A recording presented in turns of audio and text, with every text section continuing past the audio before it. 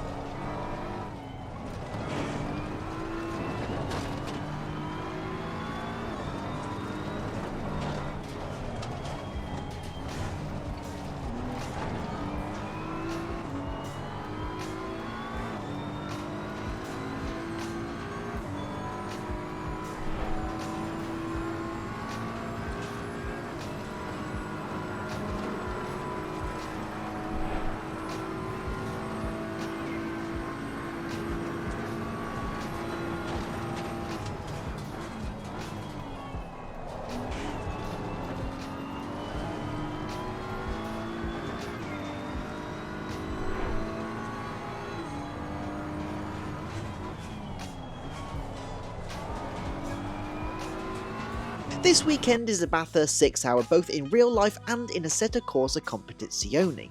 So to commemorate this, Tracktide is giving you 30 days of unlimited data insights for free, so you can analyse your performance and compare yourself against not only your friends, but drivers from all over the world. Simply sign up with the code Bathurst6, drive your own laps around Mount Panorama and analyse away. Now without further ado, let's jump into the track guide. Into turn 1, brake shortly after 100 metre board and begin turning in at the 50 metre board.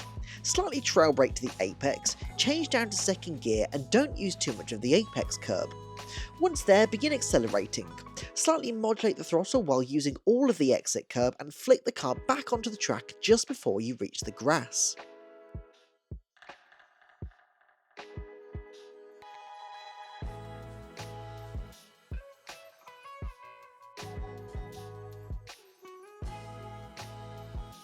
Into turn 2, begin braking shortly after the 100 metre board at the access road. Begin turning in at the 50 metre board, change down to third gear and trail brake to the apex. Make sure you avoid the apex curb. Hold the inside line around the corner and let the car run right over the exit curb without touching the wall. Into turn 3, turn in at the escape road. Don't worry too much about being close to the apex wall and start braking as you see the advertising board on the outside of turn 4. Change down to second gear and heavy trail brake to the apex of turn 4. As your left steering input will be long and continuous, take care not to make any sudden inputs as you could lock the wheels or create a sudden weight transfer that flicks the car out of control. Hold the apex wall and slightly modulate the throttle through the cutting. Turn slightly out from the outside wall before turning back into the apex of turn 5. Once again, run right to the outside wall and turn into turn 6 where the shadow is. If it's not a sunny day or the sun is not in the right position, then simply turn next to the tree. You're completely flat through turn 6, so keep a cool head, use a little bit of the inside curb and run right to the apex wall of turn 7. Run to the middle of the track ahead of turn 8 and don't turn into the apex. Instead, aim for the outside wall to prepare for turn 9. Turn in at the dip in the track, still completely flat and don't use too much curb. Let the car run once again to the exit wall and straddle the white line to prepare for turn 10. Lift off briefly at the start of the outside curb and start turning in at the crest of the hill. Begin accelerating again after the car has settled on the other side of the crest and drive the car straight to the apex curb, aiming for the latest possible apex. On exit, take care when mounting on the curb, so keep your steering input smooth and come back across the circuit ahead of the downhill section. Into Skyline, aim for the apex of turn 11 early and completely lift off the throttle a few car lengths before the advertising gantry. Apex late so you can drive straight towards the apex of turn 12.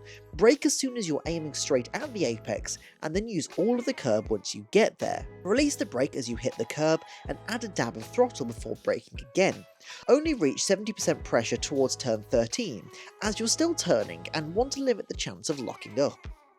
Hold the apex of turn 13 until you can see turn 14. Dab on the throttle and drive roughly to the middle of the track before a dab on the brake and turning in. Through the dipper, hold the inside line as tight as you can and begin accelerating around the apex. You'll have to modulate the throttle towards turn 15, again driving as close to the apex curve as you can get. Run right to the outside wall and keep that tight line into turn 16. Start turning into turn 17 shortly after the apex of the previous corner and lift off the throttle before you reach the apex.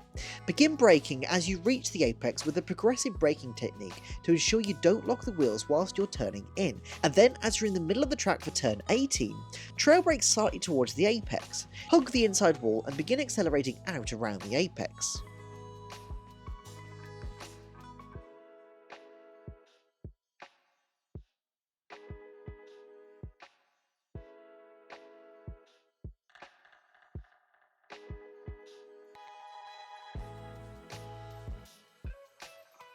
Into the chase, use all of the outside space to turn into turn 20 so that you're alongside the outside line into turn 21.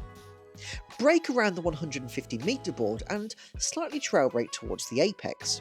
Change down to third gear, use a bit of curb but be careful as it can throw the car off balance, and get straight to 100% throttle after you've hit the curb and the car is definitely stable. Lift ever so slightly before the apex of turn 22, using all of the curb and be careful not to drift over the outside curb on exit. Into the final corner, brake around the 100 metre board and trail brake to the apex.